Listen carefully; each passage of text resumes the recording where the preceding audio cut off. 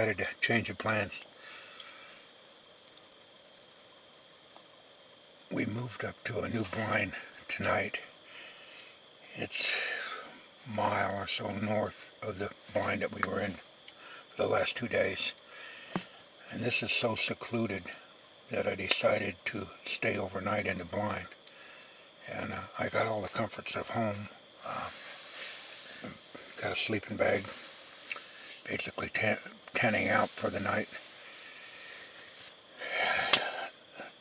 They don't call me the non-typical Norwalkian for nothing. I do a lot of non-typical things. And I'm going to tell you what happened today.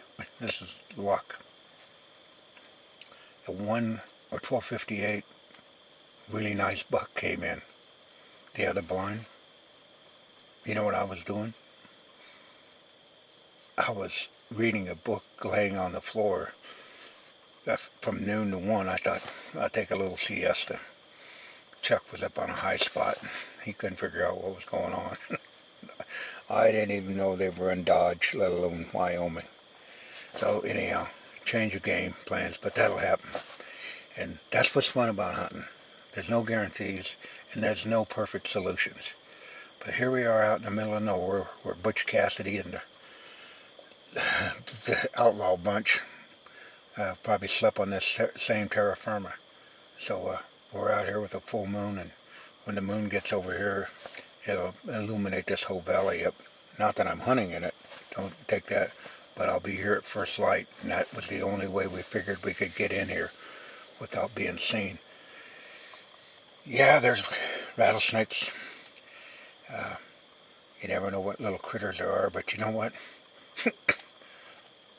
The only people that are afraid of dying are the people that haven't did any living. So you're going to die whether you do it on your front porch or sleeping in an antelope blind out in some desolate area. I'll take this any day. So see you in the morning. Under the full moon on the Outlaw Trail. There's so much more to bow hunting than some man-made stupid score that so many people seek. This is what real bow hunting is. Adventure. Find yourself out here under the skies of Wyoming. Here it is, the way Fred Bear would have hunted.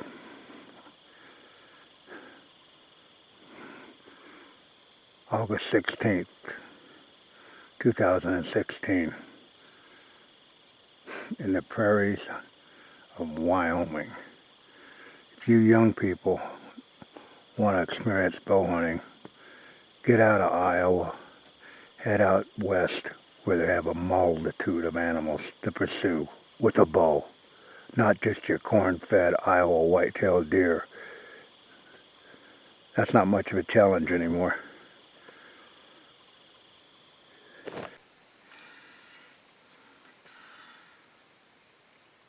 August 17th, 6:15 in the blind. Beautiful night last night. Perfect night. We're ready to rock and roll. No intrusion. That's why we stayed in the blind all night.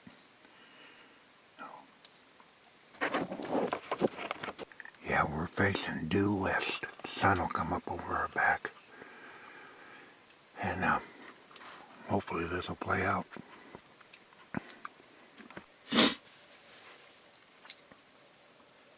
A few days ago, I made a comment to a friend of mine on YouTube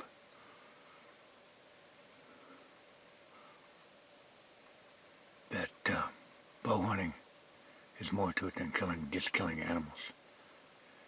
It's waking up in places that you've never seen the sun come up before. And that's what I'm doing today. My presence has never been sitting in this terrain in my entire life. I've never seen the clouds in my entire life from this vantage point. And I hope that's what a lot of you are getting out of bow hunting. I hope that's what you got into bow hunting for. Not just to have an early season to kill something big. There's so much more to bow hunting than killing. And I hope that that resonates. You pick up on that eventually.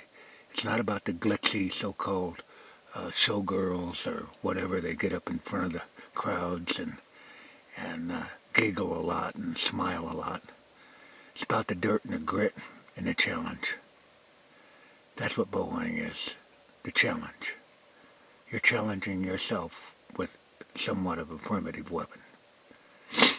No, I don't hunt with a recurve, I hunt with a compound, but it's pretty simple, because I'm a simple man. But that's what bow hunting is to me.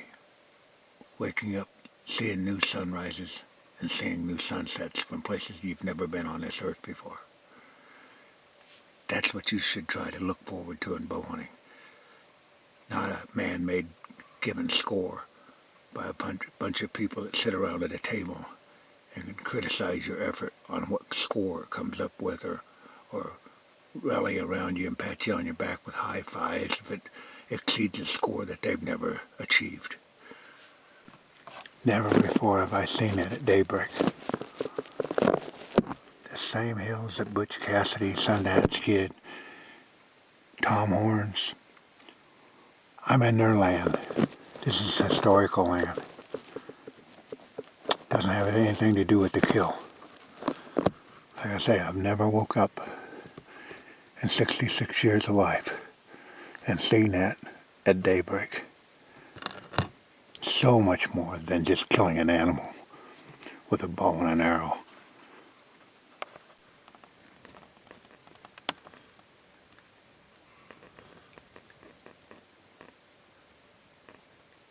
Most valuable resource to mankind right there.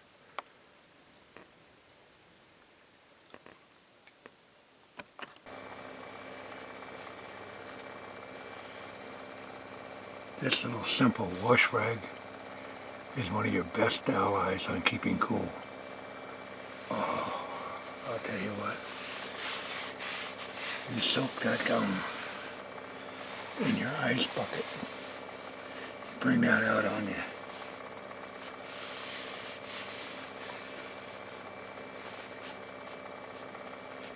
Get that cool water all over you. It really, really is an asset.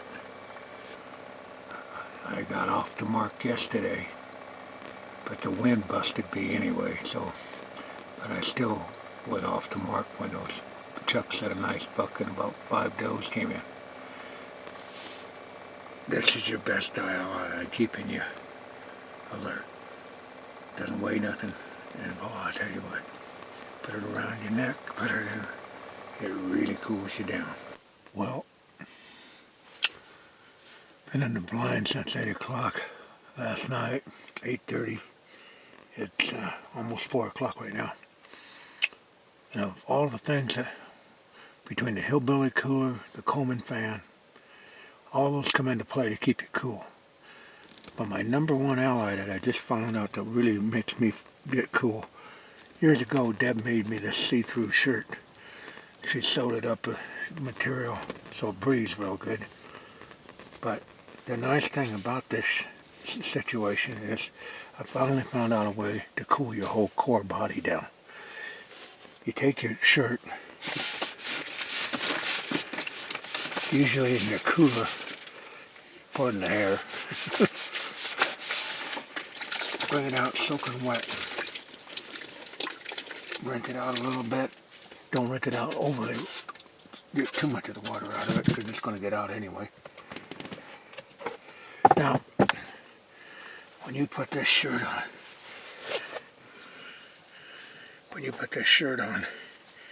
you're encapsulated in cool clothing. And this is the best thing that I've found to really keep your body cool, the entire body.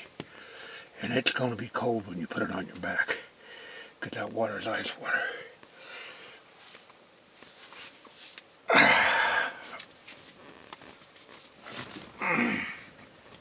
Yeah, that's a little cold. But you know what? It don't take long for that to dry out. But now my whole core is chilled down uniformly. That works slick. That's one of the best ways I found to keep cool. Get you a real sheer garment, camouflage preferably. And, like I said, dunk it in the water. When the breeze hits it, it's so refreshing. Like I said, I've been in here since I was right at 8:30, I guess, last night when I was filming it, and it's 15 to 4. So you need something to really resurrect the dead. Just a tip from the non-typical Norwegian. Just like having air conditioning on your body. Works great. You find yourself out in a blind, try that. It works wonders.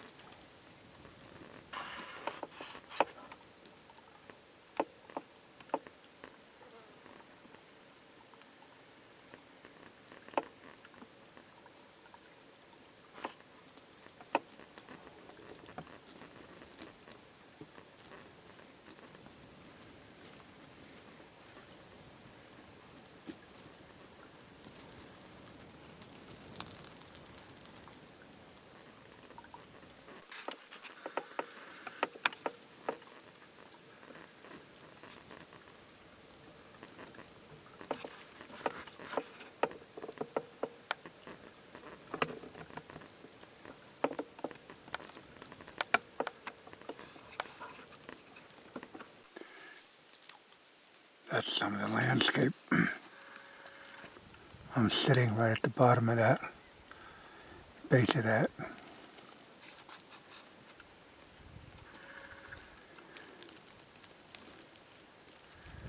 Beautiful country.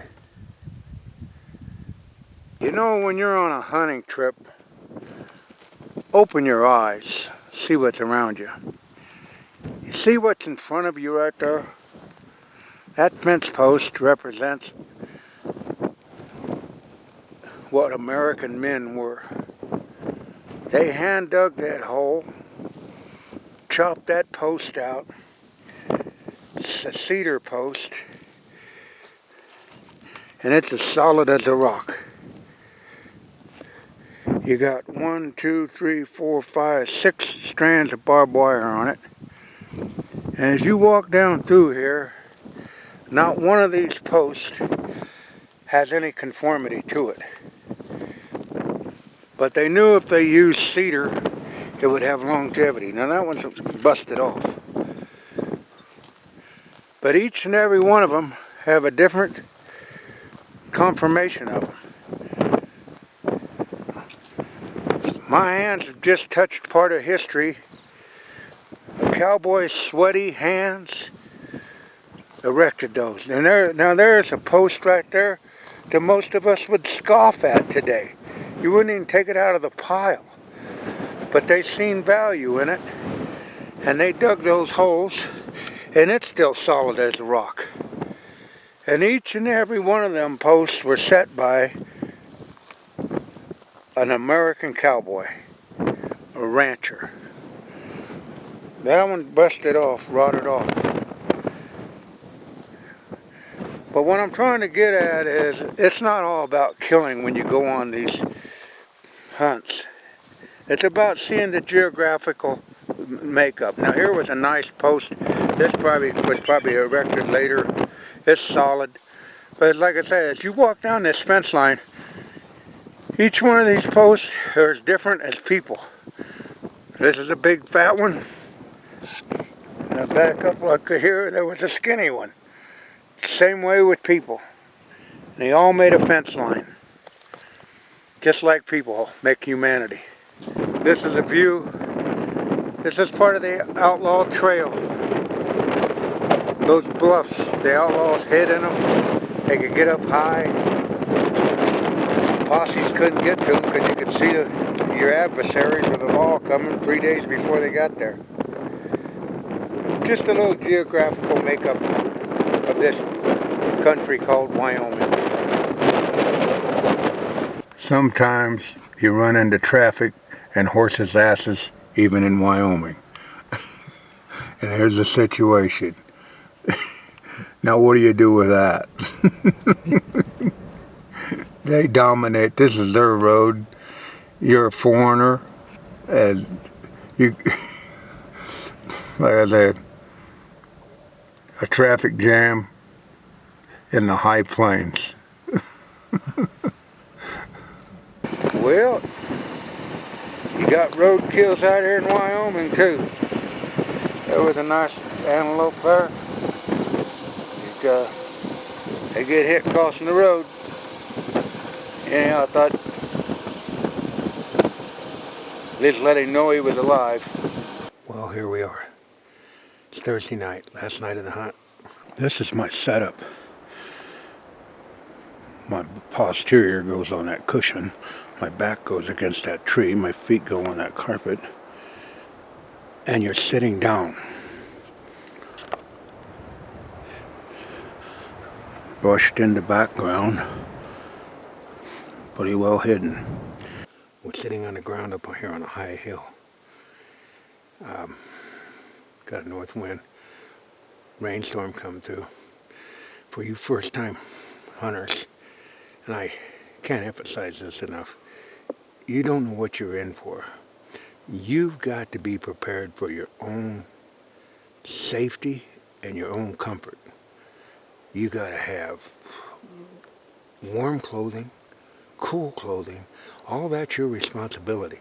It's not if you got the latest, greatest technology suits on, or the latest technology that they showed at some bullshit salesman shows.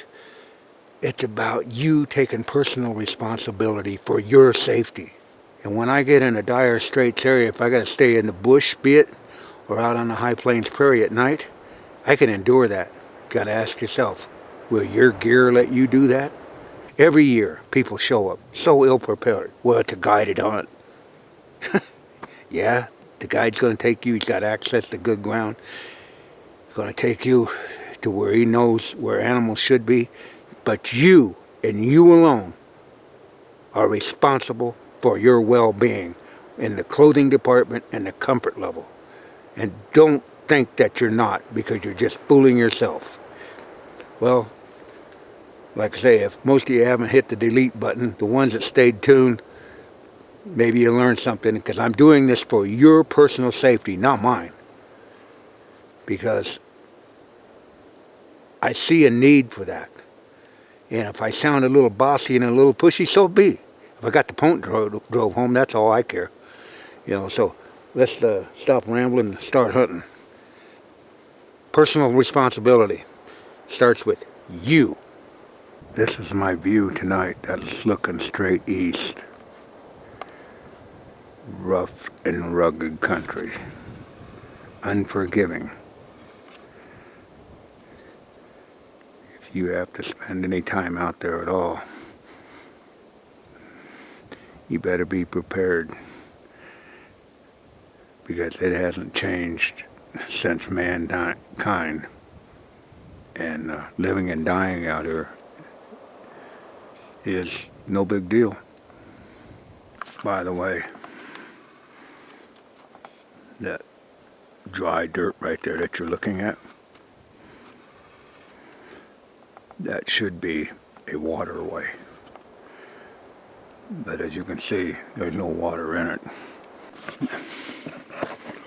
Out here in the real hunting world, you're going to find yourself sitting, kneeling, sitting on a stool, sitting in the dirt.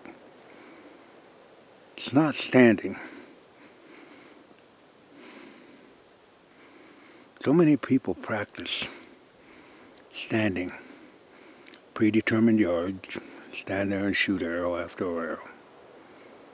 That's fine if you're in the Olympics, or if you're a field archer. The best practice you can do is in your backyard. Get one of the hottest days there is, put your ground blind up, put you a target up, go out at 8 o'clock in the morning, and you do not shoot an arrow until 5 o'clock or 6 o'clock in the afternoon. Shoot one arrow. Score yourself on that, because that's antelope hunting out of a blind. Well, folks, that put a wrap on the pronghorn antelope out here in Wyoming. Good friend Chuck Kierton, owner of Bridgemaster Outfitters. We hunted hard. Yeah, we did. I taking home many memories, many pictures, and leaving nothing but footprints in the sand. Well, as you've seen, we had a good time out there hunting the prairies of Wyoming. That's located about KC's 50 miles south of Buffalo and 60 miles north of Casper. It's pretty rugged land, as you've seen, and we're back home. Some of you, unfortunately, may consider that you would have had a somewhat failed hunt. Well, that's your immaturity. I started hunting out there in 1992. The hunting license at that time was $150. This was an array of, I guess you could call, tagged soup. This last year it cost $272 for what used to cost $150 in '92. That's 24 years. And with that said, I think I have 1, 2, 3, 4, 5, 6, 7, 8. There's 8 unfilled antelope tags. And in those 8 unfilled antelope tags, I never came home without anything. I always came home with more knowledge of product. A couple times I missed a few. That's going to happen. This is not Saturday morning television. This is real hunting. Before you are 10 antelope. Not gloating about that. I didn't go the whole 24 years. There was a couple years I bought the tags, and due to weather conditions I couldn't get out. So say if I went 20 years and I killed 10 animals, I killed 11, but I didn't have room to put him up here. And that wouldn't make me any taller or any smaller in the record book.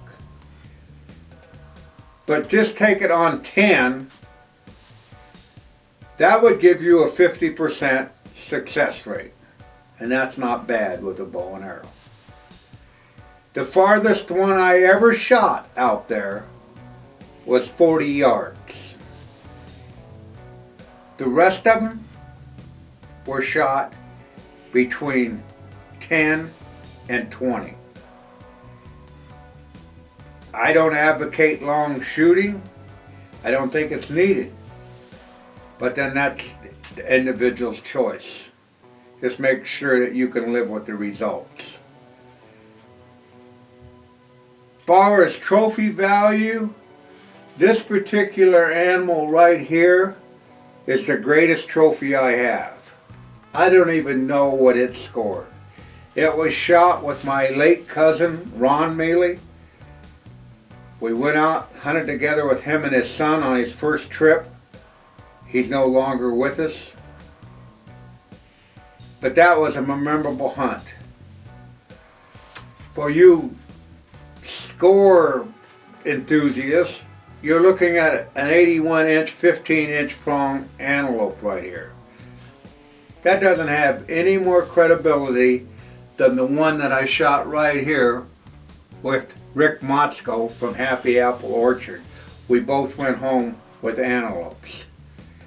You don't have very long, as you've seen. 3 days you're in and out, 3 strikes you're out at the plate. So don't get all full of yourself and thinking you're going to be a trophy hunter. Are there trophies there? Yes, there are. This particular trophy here was in the high 76 or something, if you put a number on it. But the unique thing about that particular animal, it has true 7-inch bases, which very few in the record book have, if you're into that. So just keep your spirits up and your mind open and realize, especially from you Midwestern guys, you don't have long to go out there. You're out of your environment. Go out, have fun. Hopefully, on the video that you just seen, you learned some comfort issues, and you learned your responsibility that you got to provide, and you can't rely on the outfitter to do that because he doesn't know your special needs.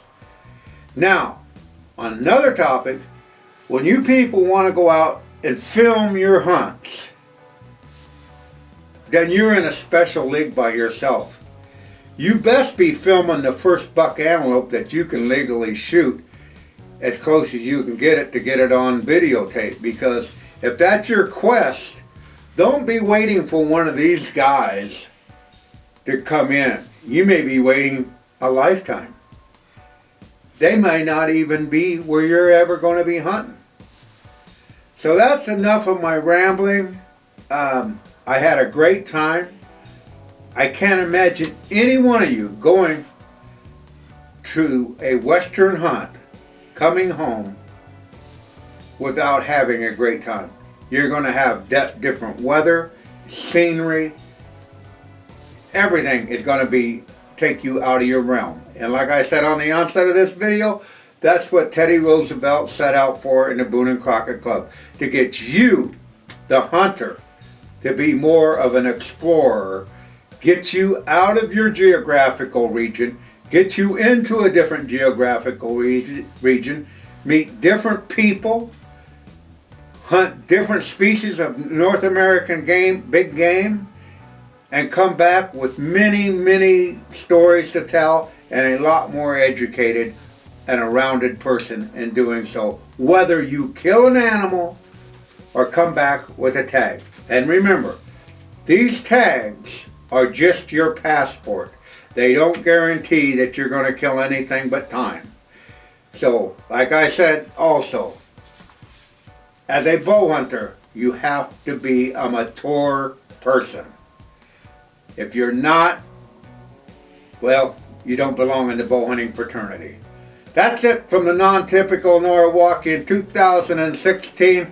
Highly successful bow hunt, in my opinion. Thanks for watching.